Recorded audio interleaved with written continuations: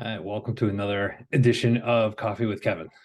So, as you can see, I'm wearing a college shirt. And the reason I'm pointing that out is because you've been working from home for a while. When someone sees you and sees you in a college shirt, and their first thought is, "Oh, you must have had an important meeting." Uh, so, but anyways, we're probably all going through some of that right now with these video calls and Zoom meetings, etc. While we're all working remote, working from home, doing some kind of hybrid work. So first off, let's grab our cup of coffee here. Got mine, hardly ever without it, but a good, nice hot cup of coffee here.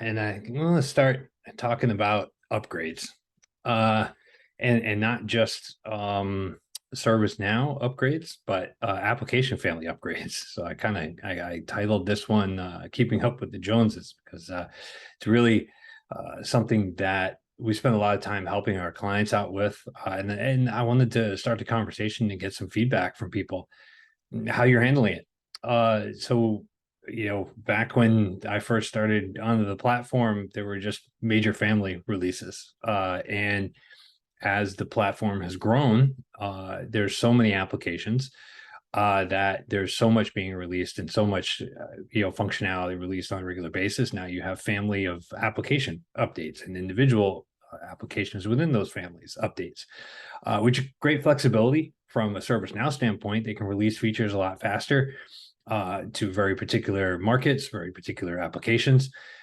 But also it makes as a platform owner or an architect, it makes staying on top of it quite busy. So not only do you now have your rapid family releases, such as Tokyo, that's on its on its way here, if it's not already in your early release program, just coming off of San Diego, or it's upgrading to 15.x, 3.x, whatever. Insert your application here and version number there. So there's a lot moving, a lot of moving pieces now. It's a lot to evaluate. It's a lot to digest. There's a lot coming. And I know there's a lot of small teams out there as far as ServiceNow teams within organizations. And I'm really curious to hear how do you stay on top of it? How do you get notified? How do you make a decision? I'm going to upgrade now. I'm not going to upgrade here. I know on the family releases, a lot of clients and a lot of customers will say, we're going to be one behind, or we're going to, skip every other one, just from a sheer timing standpoint and resources. But also, how do you handle that with the, dot releases to the applications? How do you make a decision on which dot release you want to go to? Obviously, it's going to depend on what feature came with it, right? But at a certain point, you're going to want to upgrade because one, there's a lot more features, but some of them you have to wait until you upgrade your family on the ServiceNow overall. So you have to wait until you upgrade to Tokyo to take advantage of something. There was a lot in San Diego that was like that. So please feel free, share some comments. I'd love to hear it. I know other people would love to hear it. How do you manage with a small team? How do you manage it with a large team?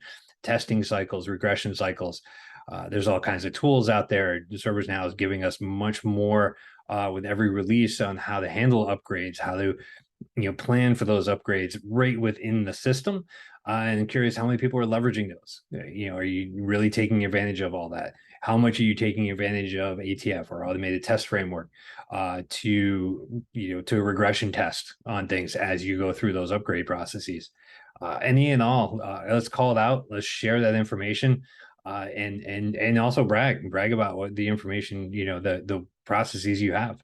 I'd be really curious to hear. So this is just a quick one. I just wanted to get the conversation going around upgrades because there's a lot there's a lot to it, and there's a lot of upgrades, right? A lot of things that we have to deal with as a ServiceNow community. So appreciate the feedback, and just overall, I really appreciate the feedback on these Coffee with Kevin sessions. So give me my feedback there. You want to hear about a topic, you want me to show something, you want me to demo something, throw it at us and we'll see what we can come up with. Thank you very much.